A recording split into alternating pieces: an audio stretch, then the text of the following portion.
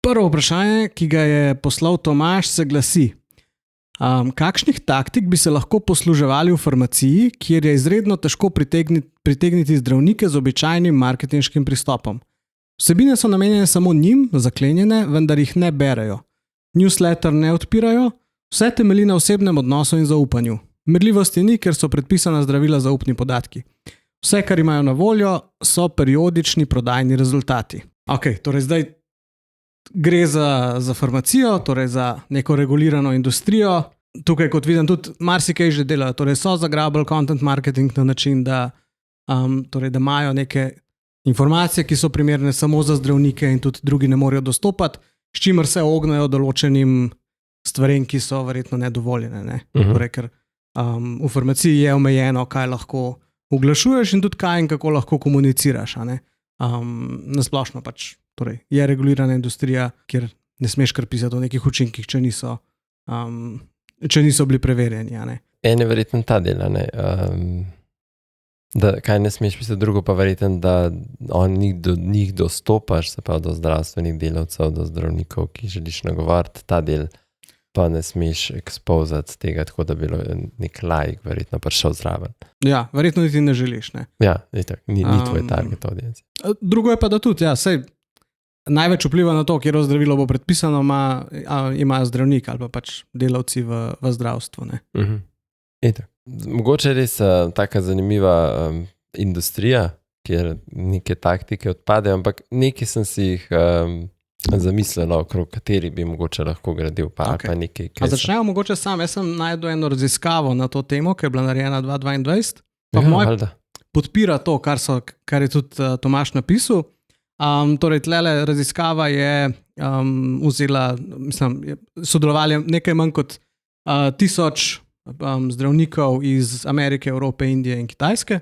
In tam so to potrdili, torej, da zdravniki ne berejo, oziroma iz druge strani, kaj so zdravniki povedali, 70% jih je odgovoril, da v bistvu prodajalci, ki jim nekaj prodajajo, ne razumejo njihovih potreb.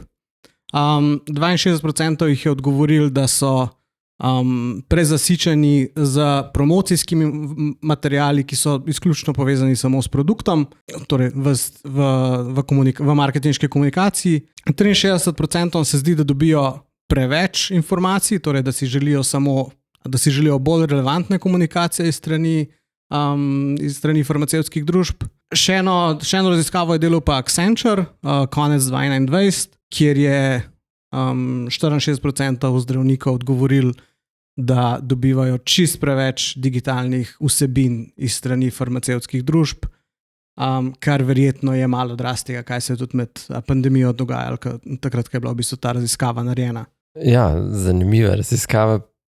Zdaj sem probam pač razumeti, kaj bi pravzaprav zdravniki radi imeli, kar si zdaj povedal. Želijo imeti bolj content, ko ga oni zahtevajo. Lahko sicer v digitalni obliki, želeli bi pa tudi nekaj in person, vseeno, če preveč dobijo tega, ampak mogoče ta zasičenost vsega preveč, zato tam teh stvari. Pa želeli bi v bistvu vsebino, ki ni vezana samo na produkt. Prav vsebina, kako mogoče, ne vem, kakšna bolj lifestyle vsebina, ki bi bila engagement, ne zdaj točno v tistem produktu. Pač okrog tega, pač tako, ko mi govorimo vedno o marketingu, tudi B2C, ne moreš vedno govoriti samo o featurih produkta, ampak moraš v to nekaj umestiti v nek lifestyle stranke.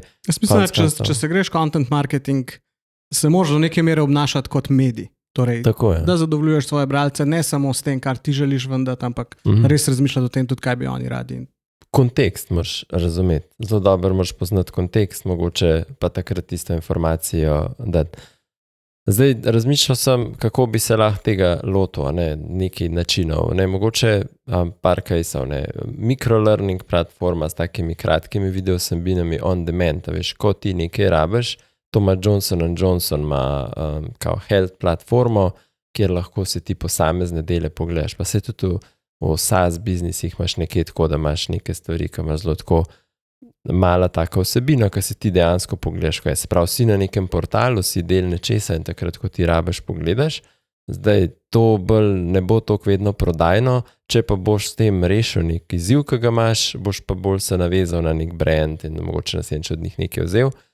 S tem, da pa mogoče naslednja stvar bi bili neki strokovni dogodki, ki so lahko tudi v živo, kjer dobiš nek invite in v osebno mogoče spoznaš neke industriji, liderje iz celega sveta, mogoče veš, ko želiš poglobiti tudi svoje znanje, želiš mogoče podeliti to izkušnjo, ne v bistvu malo taka dogodek plus mastermind skupina, se mi zdi, to je ni samo o tem produktu, ampak se lahko se kaj več pogovarjaš. Za en tretji del bi pa rekel, obstaja en tak app, drugač, Epocrates app se imenuje, kjer lahko ti v zdravilih marsikaj izveš, se pravi v nekih učinkih in tako. In če imaš to recimo neko mobilno aplikacijo, pa neko obliko integriran v nek sistem, ne se vsem zdravnik težko tam na telefonu neke stvari gleda, mu ti to ponudiš spet kot neko koristno orodje, kjer on lahko recimo hitro zve neke informacije, ne, ker vse ne more vsega vedeti, ali pa se takrat lažje odloči za način zdravljenja, mogoče ti priporoča kakšno drugo obliko zdravljenja, drugo obliko zdravila. Tako da na ta način bi lahko nekaj naredil, kjer bi bilo malo manj tega kontenta, ki bi ga samo dobivali, pa bi ga lahko mogoče sami. Če bi pa vse to znal zaimeriti, kjer vsebine gledajo, na katere dogodke gredo, se pravi, kaj so neke pogoste stvari, ki jih skozi neko aplikacijo sprašujejo, zdravniki bi pa znal bistveno bolj v kontekstu teh nagovarjati na to, da bi mogoče, ne vem, prišel pa takrat predstavil nek predstavnik, nekaj bolj personaliziranega za njih, mogoče najdu način komunikacije z njimi. Mogoče, da je se na ta način loto. Ok, za kar sem jaz slišal, ali pa če sam probam povzeti, eno je pač, da rabiš neke te vsebine, ki izobražujejo, mogoče deloma tudi mečkam zabavajo, ampak torej, ki so malo bolj sproščujoče.